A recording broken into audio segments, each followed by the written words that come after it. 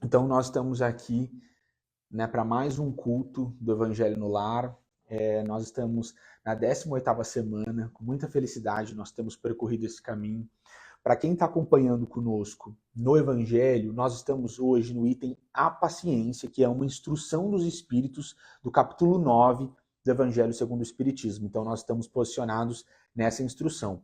Hoje nós não vamos conseguir ainda terminar o capítulo 9, mas, como nós já comentamos, nós estamos percorrendo o texto do Evangelho segundo o Espiritismo sem pressa. Nós lembramos sempre que é a dinâmica do culto do Evangelho no lar. Então, é sempre interessante que nós coloquemos um copo de água, uma jarra de água, para fluidificar com a fé de que nós receberemos dos espíritos, da espiritualidade superior, aquilo de que os nossos espíritos realmente precisam.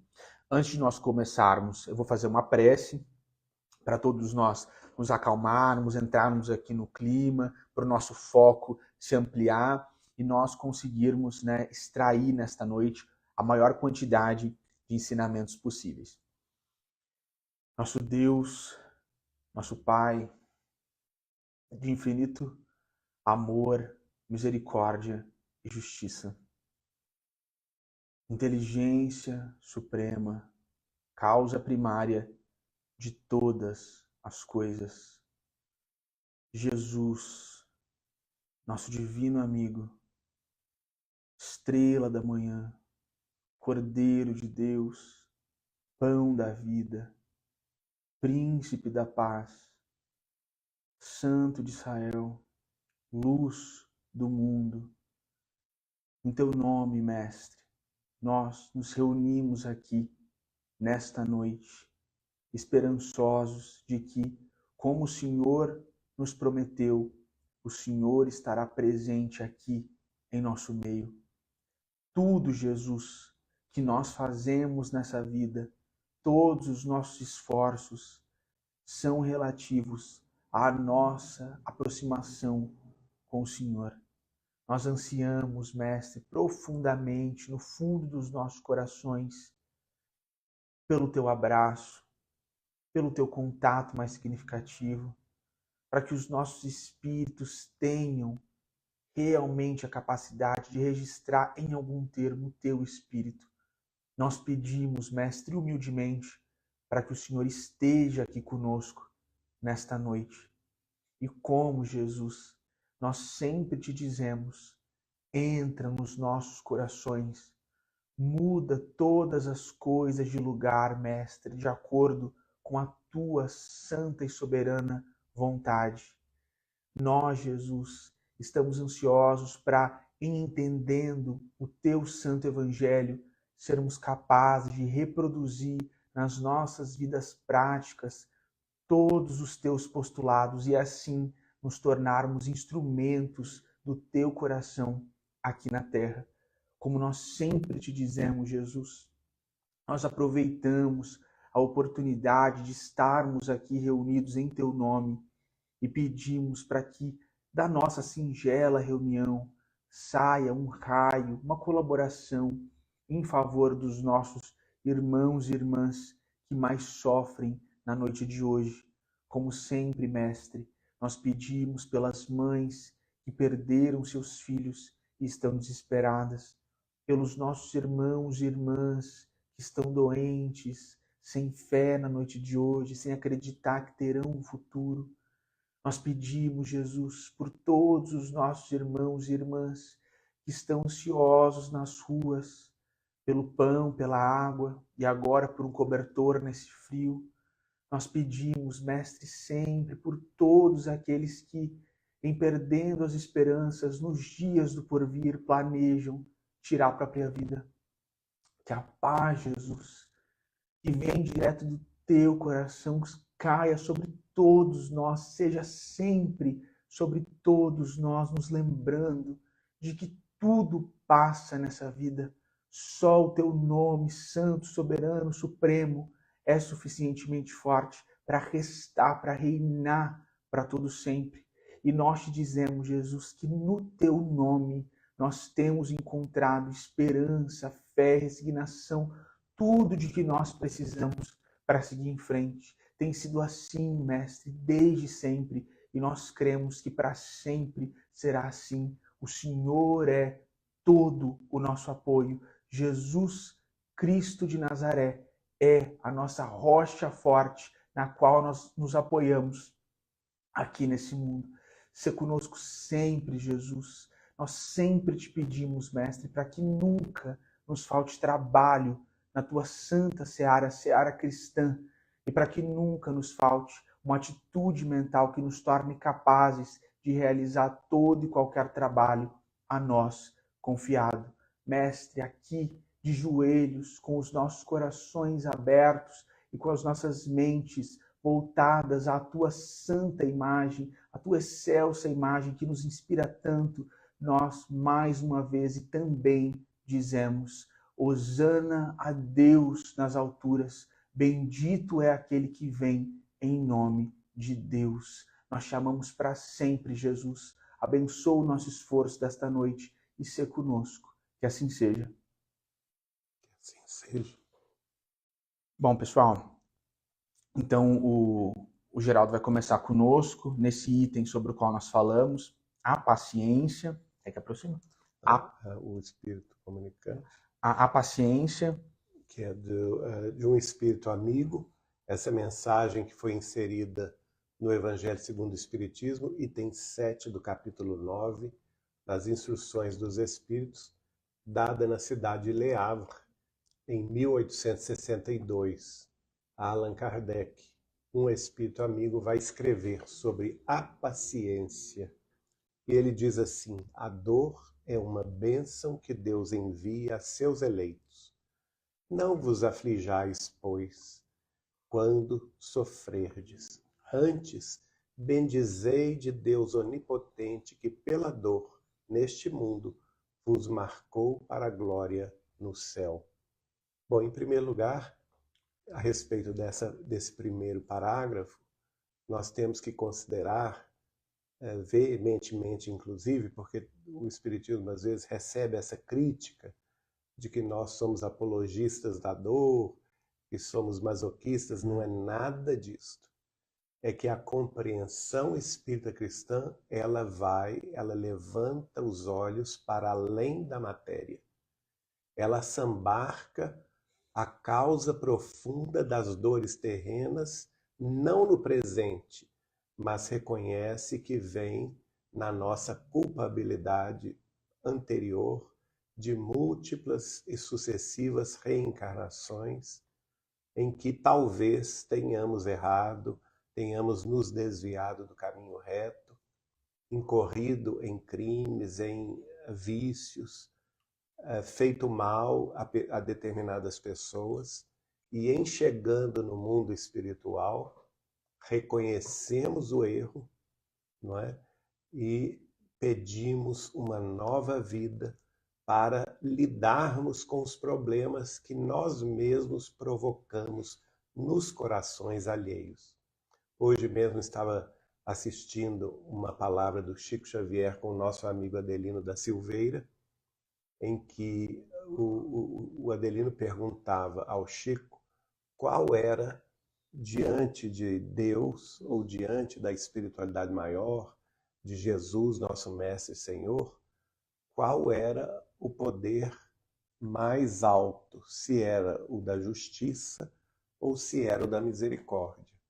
E o Chico Xavier vai responder a ele que, na opinião dele, Chico Xavier, era o da justiça, porque a misericórdia, ela está sempre sendo exercida pelos nossos familiares mais evoluídos que nós, pelos nossos mentores e guias espirituais, pelos benfeitores da vida maior que nos recebem no além-túmulo, pelos dirigentes das colônias espirituais que também nos agasalham entre os habitantes dessas colônias depois da vida física. E o Chico diz a ele que nós somos tão misericordiosamente recebidos que ninguém profere uma condenação, que ninguém fala sobre os nossos erros da última vida na Terra, que nós mesmos vamos nos sentindo mal, porque sabemos em nossa consciência que é exatamente segundo os espíritos superiores escreveram Allan Kardec, onde está inscrita a lei de Deus, nós sabemos que nós erramos e nós vamos nos sentindo desconfortáveis diante de tanta misericórdia e então pedimos o retorno à vida física para enfrentar aqueles fantasmas do passado que nós mesmos criamos. E assim, enfrentando a justiça por nós mesmos, enfrentando a causa profunda dos males que causamos aos outros na nossa vida futura aqui na Terra, nós nos sentimos em paz. E o Chico completa esta fala para o Adelino dizendo: sem justiça não há paz. E de fato, a paz de consciência, ela só pode ser adquirida se nós somos ou se nós agimos de forma justa, amorosa e compassiva para com todos. Então, a dor, só concluindo aqui, a dor é uma bênção de Deus, porque ela expressa a nova oportunidade reencarnatória em que nós estamos enfrentando a justiça dentro das nossas próprias consciências, em busca da paz interior. Não, pode continuar. Pode falar. Pode continuar. Por isso aqui o Espírito vai falar: não vos aflijais, pois, quando sofrerdes, antes bendizei de Deus onipotente, que pela dor neste mundo vos marcou para a glória do céu. Então é exatamente isso, porque uma vez que nós estejamos enfrentando as dificuldades, as dores, as provações, as expiações, que são todas transitórias nesta vida terrestre, se bem a compreendermos, ou as compreendermos todas, se bem as recebermos todas no nosso dia a dia, com resignação, com aceitação da vontade suprema de Deus em nosso próprio favor, sem reclamações, sem lamúrias, sem lamentos, muitas vezes infrutíferos, nós certamente estaremos nos candidatando à libertação espiritual depois da morte do corpo físico. Por isso o Espírito vai dizer que Deus nos marcou para a glória do céu. E é por isso também que Jesus, no Sermão da Montanha, vai dizer: bem-aventurados os aflitos e os sobrecarregados, porque serão consolados, serão aliviados, não é? E prossegue o Espírito amigo, escrevendo a Allan Kardec: sede pacientes, a paciência também é uma caridade e deveis praticar a lei de caridade ensinada pelo Cristo, enviado de Deus. A caridade, que consiste na esmola dada aos pobres, é a mais fácil de todas. Todavia, existe outra muito mais penosa e, por conseguinte, muito mais meritória: a de perdoarmos aqueles que Deus colocou no nosso caminho para serem instrumentos de nosso sofrer e para provarem a nossa paciência. Ora, isto é uma decorrência lógica da palingenesia, da lei de sucessivas reencarnações, da multiplicidade de existências na Terra, porque essa condição, esse princípio básico da doutrina espírita, que nos explica que a evolução nossa do espírito imortal, ela vai se dando aos poucos, de encarnação a encarnação, está diretamente associada à lei de justiça divina, em que, segundo o dizer de nosso Senhor Jesus Cristo, a cada um será dado segundo as próprias obras.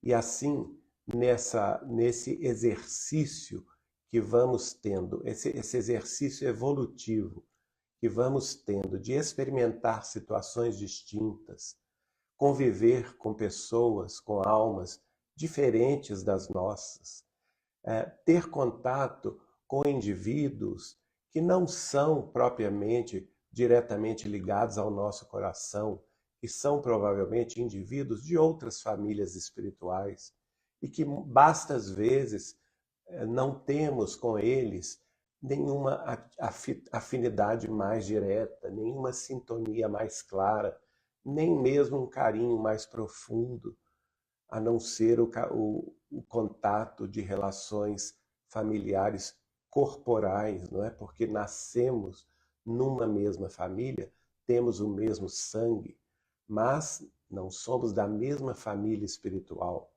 Existe um trecho do próprio Evangelho que vai analisar isto, nos mostrando que existem as famílias pelo laço corporal, que são transitórias e que se encerram após a morte do corpo físico, e que muito mais profundas são as ligações das famílias, das almas, dos espíritos, dos seres humanos terrestres, cuja ligação se dá pelos laços da alma, a família pelos laços do coração, do amor, das conquistas mais sublimes da fraternidade legítima, não é?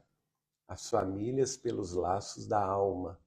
Então, se nós somente convivêssemos com aqueles afins a nós próprios, se somente tivéssemos contato com as pessoas que pensam e sentem como nós, dificilmente nós teríamos condição de desenvolver essa virtude que é a paciência, que é a tolerância, que é o se relevar a falta alheia, não é? Nós não teríamos, por exemplo, não teríamos motivos para perdoar aqueles que nos amam, porque de ordinário a gente se dá bem com aqueles que nos amam e com aqueles que nós mais amamos. Basta uma pequena desavença e você logo já vai perdoando a criatura, porque já existe esse laço de amor, de união precedente. Ao passo que aquele que vamos dizer assim, uma convivência nova ou um cobrador de outras vidas que renasceu em nosso lar ou que está conosco na vida de relação, seja no trabalho, seja nas nossas casas de oração, na via pública, nós vamos ter mais dificuldade. E às vezes, aquilo que ele vai nos fazer de ruim, que aos nossos olhos é ruim, para ele aquilo nada significa. Então nós temos que considerar também que cada um está num estágio evolutivo e o que para um é uma questão de vida ou morte, para outro pode ser uma coisa de menor importância. Então, quando você considera todas as ações alheias por outros pontos de vista que não os seus, você passa a ter mais tolerância. É aquela história, você se coloca nos sapatos da pessoa e você se pergunta assim, será que se eu estivesse na posição dela, eu agiria como ela está agindo comigo? Ou às vezes eu teria uma reação até pior do que ela está tendo comigo. Então você começa a exercitar as forças da alma para perdoar, para ter tolerância, para esquecer o mal, né? E por isso aqui o Espírito vai dizer que a paciência é uma caridade, sim, e uma caridade muito mais relevante do que aquela de se distribuir uma quentinha, um cobertor, uma sopa, àqueles que estão famintos na rua, ou um dinheiro que você dê aos outros que não vai lhe faltar. Porque essa caridade é fácil de se fazer, não é?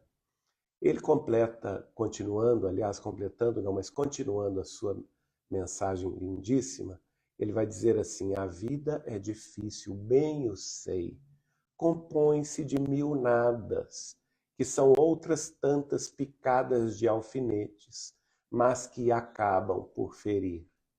Se, porém, atentarmos nos deveres que nos são impostos, nas consolações e compensações que, por outro lado, recebemos, havemos de reconhecer que as bênçãos são muito mais numerosas do que as dores. O fardo parece menos pesado quando se olha para o alto do que quando se curva a fronte para a terra. Aqui eu me lembrei, agora eu estou sempre me lembrando das nossas conversas com o Chico.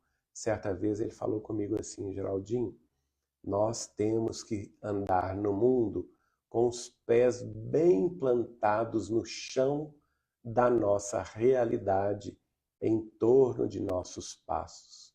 Mas nunca devemos nos esquecer de colocar os olhos e a fronte postas no céu, fixas na abóboda celeste, como que a aceitar o convite das luzes mais altas do céu, a fim de nos elevarmos.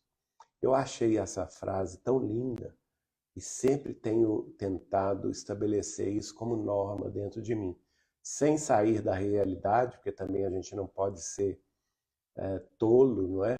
Nós estamos aqui no mundo de expiações e de provas, temos que andar com os pés muito firmes no chão da realidade, conhecendo todos os percalços da estrada, conhecendo as possibilidades que existem de criminosos, de pessoas viciosas estarem ao nosso derredor e talvez provocarem determinadas ciladas que nós precisamos sim vigiar a nós mesmos para não cair nessas ciladas. Mas, por outro lado, a nossa visão, a nossa fé, a nossa vontade deve estar posta nos céus, deve estar posta, sim, na imensidão do infinito, buscando a Jesus, nosso Mestre e Senhor, buscando os espíritos superiores, nossos benfeitores e guias maiores, para que nós possamos vencer esses mil nadas, essas picadas de alfinetes, essas coisas que a vida diária contém, seja na família, seja no trabalho, seja em qualquer lugar onde nós estamos convivendo com pessoas, com outras pessoas diferentes de nós, não é? E isso às vezes acontece. É uma inveja, é uma perseguição, é uma calúnia, é um ataque gratuito, é vamos dizer assim, uma antipatia que às vezes se estabelece. Agora, se nós formos parar para discutir com as pessoas, para dar a elas na mesma moeda, nós não vamos sair do ramerrão da terra, da mediocridade terrestre, porque é preciso a gente se elevar da mediocridade terrena. E isso a gente faz esquecendo essas alfinetadas, esses males, deixando de lado o revide, a vingança, perdoar não 70 vezes 7, mas 70 vezes 7 cada ofensa. E por isso, se assim o fizermos, a gente vai passar na terra ao lado dos benfeitores mais importantes de nossa caminhada terrestre, que vão nos dar, ao contrário, mais coragem, mais perseverança, mais amor, mais resignação, mais resiliência, mais devoção, mais abnegação. Porque nessa mesma conversa com Adelino Silveira, o Chico vai dizer que entre todas as virtudes, a mais importante é nós procurarmos a abnegação. Porque a abnegação é aquele ponto que nós podemos nos espelhar no exemplo de Saulo de Tarso, quando ele vê Jesus às portas de Damasco, cai do cavalo e se curva. Ele que era um perseguidor dos cristãos, ele se curva à majestade iluminada de Jesus e fala com o mestre: Senhor, que queres que eu faça? E aí começa a nossa abnegação, e ele vai depois se tornar o grande apóstolo dos gentios, não é? E o Chico completa a fala para o Adelino dizendo assim: nós devemos nos espelhar em Paulo de Tarso Porque todos os dias, durante todas as manhãs, quando acordamos, a primeira frase que devemos falar em nossas preces, ao abrirmos os olhos cada manhã, é esta: Senhor, que queres que eu faça? E aí o Espírito termina a mensagem dizendo: coragem, amigos, o Cristo é o vosso modelo. Ele sofreu mais do que qualquer um de vós, embora nada tivesse de que se censurar. Ao passo que tendes de espiar o vosso passado e de vos fortalecer para o futuro. Sede, pois, pacientes, sede cristãos. Essa palavra resume tudo. Então, gente, se Jesus nos deu o exemplo da suprema paciência, do supremo perdão, quando ele lá do alto da cruz, ele exclama a Deus: Senhor, perdoai-lhes, porque não sabem o que fazem. Então, ele que era impoluto, que não tinha dívida alguma, que não tinha nenhum débito, nenhuma mácula no seu espírito, um espírito puro, angélico, um autêntico filho de Deus que já havia alcançado o máximo de sabedoria e amor em termos angélicos, né? Um passo além da humanidade, o guia e modelo para todos nós, segundo os livros dos Espíritos e segundo o dizer de Emmanuel e André Luiz, o governador da Terra, que formou a Terra há 4 bilhões e 500 milhões de anos atrás para a evolução desses 30 milhões de espécies de seres vivos que estão se desenvolvendo, assim como nós humanos aqui, nesta bênção de Deus que é a Terra. Se ele não tinha nada para expiar, nada que provar, e nos demonstrou esse perdão tão alto, este amor, esse esquecimento do mal tão elevado, nós que temos pecados, que temos erros, que temos desvios, sabemos disso de vidas sucessivas, quanto mais nós devemos segui-lo. Portanto, a palavra final, que resume tudo, segundo este espírito amigo, na cidade de Le Havre, na França, em 1862, é esta: sede, pois, pacientes, sede cristãos. E nesta frase curta, ele está nos dizendo uma relação direta de causalidade. Nós só podemos ser cristãos se formos pacientes e vice-versa. Nós só podemos também ser pacientes se entendermos a missão do Cristo. Bom, pessoal, então agora a gente entra na segunda instrução dos Espíritos dessa noite, que foi uma instrução ditada pelo Espírito Lázaro, na cidade de Paris, no ano de 1863. O título dessa instrução é Obediência e Resignação. O Espírito começa assim: a doutrina de Jesus ensina, em todos os seus pontos, a obediência e a resignação, duas virtudes companheiras da doçura e muito ativas, embora os homens erradamente as confundam com a negação do sentimento e da vontade. Essa primeira parte, gente, já é muito interessante porque ao longo da história da humanidade, nós sempre aliamos a obediência a algum sistema legislativo, e aí seja ele estatal ou não, que estaria ali posto para conter a natureza humana, né? E nesse sentido que o Espírito está colocando, a vontade dos homens, o sentimento. Mas é muito interessante a gente pensar que desde lá na Bíblia, no Velho Testamento, a gente tem vários profetas e Davi também dizendo, né? Os teus mandamentos, Senhor, são mais doces do que o mel. E a gente tem Davi em vários momentos nos Salmos aliando a obediência a Deus a uma vida feliz, plena e longa. E quando a gente começa a aliar, né, essa obediência ao que Jesus trouxe, a gente entende que nós estamos falando da obediência à lei de amor, porque Jesus traz para a gente que o resumo, né, dos profetas e da lei, lá em Mateus, no capítulo 22, é amar a Deus sobre todas as coisas e o nosso próximo como nós amamos a nós mesmos. Então, quando a gente começa a trazer o paradigma da espiritualidade, quando nós começamos a olhar para essa estrutura de obediência, né, a quem nós estamos obedecendo, qual o motivo pelo qual nós estamos obedecendo, quando a gente traz a espiritualidade para tudo isso, a gente percebe que, de forma alguma, nós estamos negando a nossa condição humana, a nossa vontade, o nosso sentimento, e que essa obediência, com toda certeza, nos leva por um caminho mais feliz e mais seguro.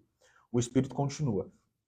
A obediência é o consentimento da razão, a resignação é o consentimento do coração. Até me lembrei que acho que em 2021, há bastante tempo, a gente teve um vídeo sobre isso, né? Da obediência estando relacionada à razão e da resignação estando relacionada ao coração. Mais uma vez, porque nós sempre obedecemos a uma estrutura que é mais formal e que é posta sempre de uma forma mais tematizada. Ao longo da história da humanidade tem sido assim. Agora, é possível obedecer sem resignação, porque a resignação, como o Espírito está colocando aqui, ela está relacionada ao nosso coração. Então a gente tem muitas pessoas que obedecem revoltadas. E quando a gente obedece à lei de Deus com revolta, não tem fruto algum. A gente precisa obedecer entendendo e agradecendo a Deus por ele ser um Pai que é todo amor, todo justiça, todo misericórdia, e em resignando a nossa vontade, resignando o nosso espírito a essa necessidade de obedecer, entendendo que esse é o melhor caminho, aí sim a gente vai ter aquilo que a gente já comentou aqui no estudo do Evangelho, que é o sofrer bem. Porque quando a gente estuda o capítulo Bem-aventurados os aflitos, a gente entende que não é qualquer sofrimento que vai fazer com que nós avancemos em direção a Deus. O sofrimento com revolta, ele nada significa. O sofrimento que está tão distanciado dos sentimentos de esperança, de fé e, mais uma vez, de resignação, ele não eleva o espírito. Então a gente precisa aliar.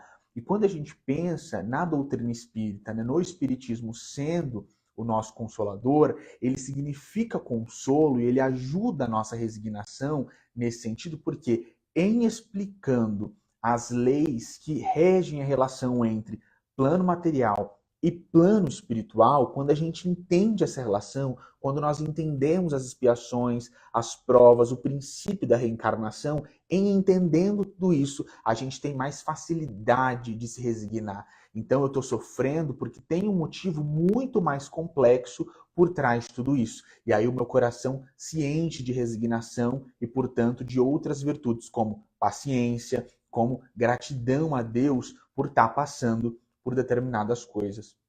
O Espírito continua. As duas, né, obediência e resignação, constituem forças ativas, porque carregam o fardo das provações que a revolta insensata deixa cair. Olha aí que bonito isso, gente. Carregam o fardo das provações. Isso é muito bonito, gente, porque como a gente também já conversou aqui, a provação, ela é relativa ao futuro, ao passo que a expiação, ela é relativa ao passado. Então, o que o Espírito está dizendo aqui é, quando a gente encara as nossas provas com obediência e resignação, a gente evolui. A gente está construindo um caminho realmente carregando esse fardo e não deixando ele para trás, que é o que ele fala. A revolta deixa o fardo cair. E esse cair significa o estacionamento espiritual. Quando a gente se revolta, a gente tem o postulado aí do Livro dos Espíritos de que o espírito não regride, agora ele estaciona. E o estacionamento é a pior coisa, porque nós estamos atrasando o nosso dia, o momento sublime em que nós encontraremos o nosso Criador, em que nós entenderemos profundamente o que significa Deus.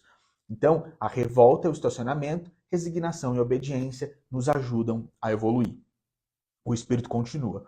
O covarde não pode ser resignado, do mesmo modo que o orgulhoso e o egoísta não podem ser obedientes. Então, o covarde, que geralmente não tem ainda o arcabouço moral necessário para enfrentar certas coisas, ele não vai conseguir se resignar porque ele vai tentar fugir.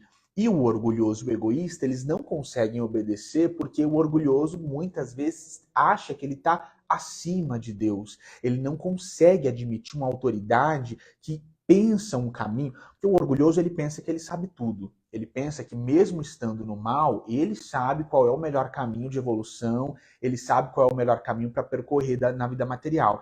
Então, uma pessoa que se coloca dessa forma, ela jamais vai conseguir admitir um Deus que corrige, um Deus que corrige para o bem daquele que está sendo corrigido. E o egoísta, que também não consegue sair, né, do centro do mundo, que sempre pensa que o umbigo dele é tudo, que só existe ele mesmo, ele também não consegue obedecer, porque para haver obediência, a gente precisa do exercício da alteridade, que é essa admissão do lugar do outro e admissão da existência do outro. Como para o egoísta só existe ele mesmo, ele não consegue também conceber essa autoridade divina que está pairando aí sobre todos nós. Você quer dizer alguma coisa? Eu me lembrei de outro caso, João, do Chico, e ele nos contava certa vez o seguinte: quando a pessoa erra pelo coração, ela tem alguma queda pelo coração, uma queda moral, ela sofre tanto com essa queda, o sofrimento dela é tão efetivo que ela logo se recupera, ela se arrepende, ela se recupera e ela volta mais rapidamente no passo certo da evolução. Ao passo que o egoísta e o orgulhoso, o vaidoso, quando eles erram pela inteligência, justamente porque eles não reconhecem, né, um poder superior a eles, então a recuperação deles é mais difícil.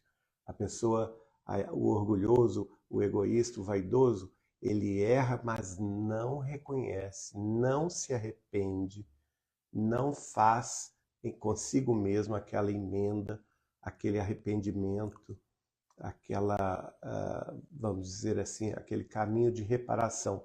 E por isso mesmo ele pode estacionar talvez até séculos na recuperação espiritual. É bem mais difícil. O Espírito continua. Jesus foi a encarnação dessas virtudes que a antiguidade material desprezava. Ele veio no momento em que a sociedade romana perecia nos desfalecimentos da corrupção. Veio fazer que brilhassem no seio da humanidade deprimida os triunfos do sacrifício e da renúncia carnal. Como a gente também já comentou aqui, pessoal, o romano, o patrício, ele admitia que todos os favores que ele tinha, materialmente falando, todas as regalias, eram dadas, eram um direito divino, e aí considerando que eles eram politeístas. Então, para o romano era inconcebível o discurso do Cristo, porque o romano entendia que o outro estava na posição de subalterno, de pobre, de deprimido, Inferior, nas dificuldades do mundo, porque os deuses assim o haviam querido. Então, quando Jesus vem e traz esse exercício da alteridade mais significativo, pede para nós nos diminuirmos, porque aquele que se diminui será elevado, para nós nos colocarmos nos últimos lugares, Jesus confronta frontalmente tudo que aquele povo acreditava, sendo o orgulho o principal traço da personalidade romana de então. O Espírito continua. Assim, cada época é marcada pelo cunho da virtude ou do vício que a devem salvar ou perder. A virtude da nossa geração é a atividade intelectual, seu vício é a indiferença moral. E aí lembrando, né, que a gente está falando aí do século XIX, né, positivismo em alta. A virtude da vossa geração, a Thalia já falou, a virtude da vossa geração é a atividade intelectual, seu vício é a indiferença moral. Digo apenas atividade porque o gênio se eleva, de repente descobre por si só horizontes que a multidão somente verá mais tarde, enquanto a atividade é a reunião dos esforços de todos para atingir um fim menos brilhante, mas que prova a elevação intelectual de uma época.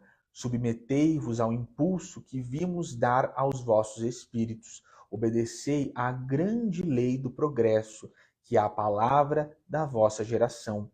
Ai do espírito preguiçoso, daquele que fecha o seu entendimento.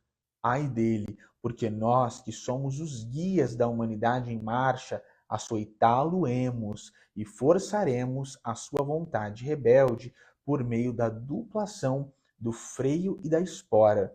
Toda resistência orgulhosa terá de ceder, cedo ou tarde. Bem-aventurados, no entanto, os que são mansos, pois prestarão ouvidos dóceis aos ensinamentos. É uma mensagem de Lázaro. E aí, gente, para a gente terminar aqui, eu pensei nós conversarmos sobre uma mensagem muito bonita de Humberto de Campos, que ele traz no livro Contos e Apólogos, Contos e Apólogos, sobre como a obediência ela é uma estrada difícil, como é difícil para um espírito praticar a obediência. Humberto de Campos conta para a gente que nas regiões bem elevadas, celestiais, havia um irmão que já tinha contato com o próprio Cristo no plano espiritual e que sempre descia em favor da humanidade. E é muito interessante porque ele encarnou como carpinteiro numa primeira vez, e quando ele volta, ele é recebido com louvores, porque ele tinha exercido aquela encarnação, o ofício de carpinteiro, ele tinha vivido uma vida assim, sem erros, sem reprimendas. Então ele volta para o plano espiritual e ele é recebido com louros, com aplausos, porque realmente ele cumpriu. Ele desce novamente como marinheiro e ele cumpre tudo perfeitamente. E é muito bonito que Humberto de Campos conta que em cada encarnação que ele escolhia uma profissão diferente, ele se dedicava dentro daquele ofício, dedicava dentro daquelas especificidades relativas a cada profissão, e ele, nesse sentido, sempre voltava com glória para o plano espiritual. E ele reencarna, o Humberto de Campos conta que ele encarna praticamente como tudo, escritor, poeta, copista, professor, ele faz de tudo, ele sempre vence nas novas atividades, ele sempre vence nos novos desafios. Até que num determinado momento ele volta para o plano espiritual e ele tem uma conversa com Jesus, né, depois de ser bem recebido com os louros, e ele conversa com Jesus que ele sentia que ele já estava pronto para descer à terra com o ofício de santo. E aí Jesus olha para ele e fala: você acha mesmo que você está pronto para você descer como um santo?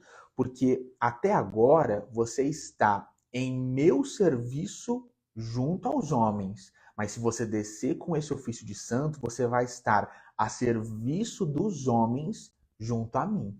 A diferença vai ser bastante Muito significativa. grande. Jesus explica para ele. E ele fala: olha, eu já venci tantos desafios, então eu penso que eu estou pronto para descer como santo. E aí ele desce. E aí aos 20 anos, ele começa a caminhada. Humberto de Campos não conta em qual escola religiosa ele exerceu esse ofício de santo, se ele foi um padre, se ele foi um pastor, não conta. Mas Humberto de Campos conta pra gente que ele tinha muitos dons espirituais. Então ele tinha clarividência, ele tinha clareaudiência, ele tinha o dom da cura, mediunidade de cura, de materialização. Ele realmente começou a ser muito procurado pelas pessoas porque ele era uma pessoa cheia dos dons espirituais. Ele era um instrumento realmente muito utilizado pelos espíritos superiores. Mas ele começou a achar muito difícil porque a demanda das pessoas nunca acaba. E foi o que Jesus falou para ele: nessa encarnação você não vai estar a serviço do Cristo, você vai estar a serviço dos homens, junto do Cristo. E aí ele começou a perceber que a vida dele foi sendo esvaziada, porque era sempre uma pessoa que precisava da cura, precisava de conselho, precisava de auxílio, precisava de psicografia, precisava disso, precisava daquilo. E ele sempre precisava se colocar na posição de quem estava ali para atender. Então, num determinado momento, ele acha essa encarnação difícil demais, e aí ele ora para Jesus, ele pede auxílio ao Cristo, e aí ele tem um contato com Jesus quando Jesus explica para ele: nas outras experiências, você tinha autoridade, Você era o carpinteiro, mas você dominava a madeira. Você era o marinheiro, mas você dominava a sua embarcação e os seus subordinados. Você era o copista, então você dominava o lápis. Você não percebeu, mas eu sempre te coloquei em posição de autoridade. Agora você precisa exercer o ofício da obediência. E obedecer é muito mais difícil. Como eu te disse, você vai estar a serviço dos homens. O seu papel é obedecer a todos eles. E você está junto a mim. E aí é muito bonito porque Humberto de Campos termina a mensagem com Jesus esclarecendo como a obediência é o mais difícil e como, quando nós estamos atravessando pelas nossas muitas experiências encarnatórias, experiências de provas e expiações numa única encarnação, a gente não para pensar como a gente se deleita nas posições de autoridade, seja na autoridade de você estar escrevendo ali e tendo essa autoridade, de você ser um carpinteiro e ter autoridade sobre a madeira, e como é difícil nós estarmos na posição de obediência, como isso conflita com o nosso orgulho, mesmo que a gente não perceba. E aí a mensagem termina dessa forma, e a gente termina, né, o Evangelho com essa reflexão sobre a obediência da lei do Cristo, que é a lei do amor. Ela precisa ser pensada racionalmente pelo espírita como, literalmente, gente, o melhor caminho. Não há outro caminho que não nós obedecermos ao Cristo, àquilo que o Cristo nos chamou a fazer. E a resignação nesse sentido é nós colocarmos nosso coração em paz com essas outras virtudes, né? Como o Geraldinho comentou hoje, da paciência, da abnegação, o dar a outra face, a renúncia, essa resignação constante, crendo e fruto desse pensamento que está entendendo que esse é o melhor caminho. Então são sim, pessoal, duas virtudes que se complementam. A partir da razão a gente entende que é o melhor caminho e em virtude disso a gente descansa o coração, se enche de resignação para entender que nesse caminho nós chegaremos a Deus e que nós temos muitos motivos para estarmos alegres e estarmos, acima de tudo, gratos a Deus por tudo aquilo que ocorre na nossa vida, porque nós recebemos, como a gente sempre fala, aquilo de que os nossos espíritos precisam, mesmo que em determinado momento dessa caminhada a nossa perspectiva materialista ainda não esteja pronta para entender essas coisas. Muito bom, João. Você se lembra qual livro de Humberto de Campos está esse? Acho que é o Contos e Apólogos. Contos e Apólogos. Que às vezes as pessoas perguntam, né? E é muito interessante. Até fica aqui um convite, viu, gente? Porque eu sei que todos nós gostamos muito dos livros de Emmanuel e de André Luiz, que são os mais referidos da obra de Chico Xavier, mas eu creio que está faltando nos grupos de estudos, nos centros espíritas e nas instituições de nossa abnegada doutrina, os estudos dos casos que Humberto de Campos expõe em suas dezenas de livros, né? Que são muito porque, importantes. pessoal, as maiores revelações evangélicas, quando a gente pensa em revelação evangélica de um autor que está trazendo para a gente aquilo que aconteceu nos bastidores, que a gente nem imagina, esse autor é Humberto de Campos. E aí, gente, falando como alguém que estuda literatura na academia, escrever crônica e conto bem é muito difícil. Como Humberto de Campos faz, é tão difícil quanto escrever um grande romance como Emmanuel faz. São coisas diferentes. Às vezes a gente valoriza muito mais uma coisa como outra do que outra, como o Geraldinho está falando, né? Os romances que são sempre tão lembrados, tão discutidos, tão debatidos, mas as crônicas e os contos de Humberto de Campos têm coisas ali que são preciosidades que nenhum outro autor espiritual trouxe, e está lá nos livros de Humberto de Campos. E como você falou, João, as revelações evangélicas que ele escreveu, inclusive o Chico explica, viu, gente, em entrevista, que não são de autoria dele, porque ele aprendeu-as nos planos mais altos da vida espiritual aqui na Terra, como que os anais da própria vinda do Cristo, né?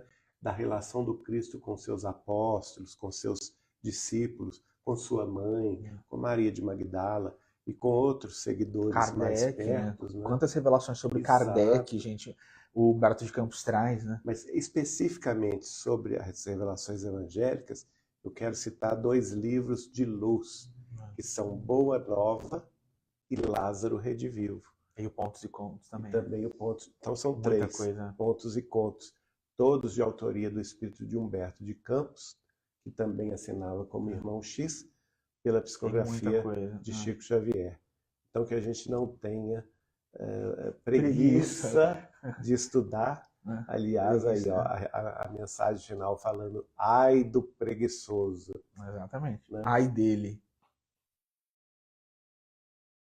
Podemos então encerrar. Eu vou aproveitar e pedir a vocês que nos acompanhem na prece final, já convidando-os para a sequência do culto do Evangelho no Lar na semana que vem, onde falaremos a partir do item 9 do capítulo 9 sobre a cólera. Mas hoje agora é o momento de colocarmos a nossa jarra d'água. Nós vamos colocar a nossa aqui, que eu e João vamos depois tomar. Nós temos recebido até muitas pessoas que têm nos falado da bênção que tem sido a água fluidificada no culto, na casa de vocês, alguns até com fenômenos de efeitos físicos muito, muito lindos, muito impressionantes. Isso não é da ordem do maravilhoso, mas sim é da ordem da misericórdia divina em nosso próprio favor. Então vamos aproveitar esse momento, colocar o nosso copo aqui e já programar a ação espiritual dos benfeitores maiores que nos ajudarão, né, a colocar aqui nos copos d'água aquele remédio de que precisamos, aquela bênção espiritual que o nosso organismo também, tanto físico quanto o nosso corpo espiritual, necessita para o equilíbrio de toda hora. Vou pedir ao João para deixar na parte do final aí, isto. Que a nossa prece de hoje vai ser pedir a Jesus, nosso Mestre, nosso Senhor. Pedir aos nossos benfeitores, aqueles guias e maiores que avalizaram a nossa encarnação, o projeto de vida que hoje temos aqui na Terra, para que não nos deixem em absoluto cair na tentação da preguiça, que eles nos afastem desse espírito preguiçoso, deste espírito que se acomoda com as coisas da vida, que faz com que nós percamos tempo com coisas inúteis, com atividades que não nos engrandecem. Esse espírito que faz com que nós deixemos de lado aquilo que é essencial para nos ocuparmos do que é passageiro e transitório. Que nós tenhamos as forças necessárias para nos desconjuntarmos da imobilidade, para que possamos ter forças de nos levantarmos, para que possamos ter a coragem de seguirmos com passo firme no caminho da verdade e da vida proposto por nosso Senhor Jesus Cristo. Para que não tenhamos qualquer sensação de moleza ou indolência, a fim de que os nossos braços fortes, no abraço das tarefas mais fraternas e solidárias, na busca daqueles que mais sofrem que nós, na via pública, despojados de lar, despojados de comida, de água, de cobertores, despojados de emprego digno, despojados de esperança, possam receber de nossas mãos ativas no bem aquelas faculdades que os fará sorrir. Aquelas ofertas, ainda que singelas, seja um trocado, seja uma água, seja uma quentinha, um cobertor, uma roupa, um agasalho, um remédio, que eles possam carrear para eles não apenas o veículo espiritual do reconforto, aliás, não apenas o veículo material do reconforto, mas, sobretudo, o veículo espiritual da esperança em Deus e a certeza de que toda dor passa e que só Jesus e só o amor prevalecerão. Que nós tenhamos força para abrir o nosso entendimento e não fechá-lo aos chamados divinos para a caridade e a solidariedade. Que nossos ouvidos não estejam tapados à verdade, a fim de que as nossas mentes, com razão equilibrada, possam entender o sublime chamado. Que nós amanhã não venhamos a nos lamentar diante de nossa incúria e nem venhamos a sofrer o freio da espora e da provação, da expiação e da dor causadas pela nossa inação no bem. Lembrando que os amigos espirituais nos ensinam que não basta deixar de fazer o mal, mas, sobretudo, que venhamos a entender que o simples fato de não fazermos o bem já é um atraso em nosso passo evolutivo. E assim, com esses pensamentos, com essa súplica de nossas almas, a Deus nosso Pai, por intermédio de Jesus, nosso Mestre e Senhor, uma vez mais dizemos, em nosso apelo desta hora, que todos nós possamos pedir neste instante que não estejamos largados ao egoísmo, à vaidade e ao orgulho que nos enregela o coração e que de uma vez por todas a preguiça, esta sombra inominável, fruto de eras primevas de enganos e desilusões, não nos alcance os passos e nem nos atrase a evolução na face da terra,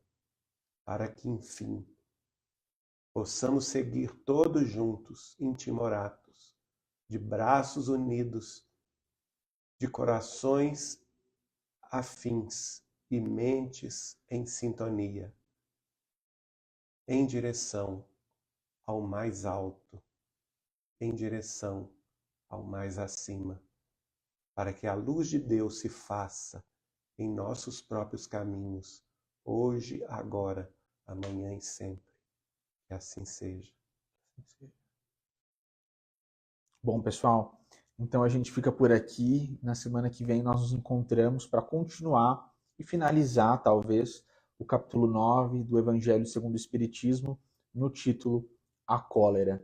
A gente se vê semana que vem. Até lá. Tchau, gente. Beijo no coração.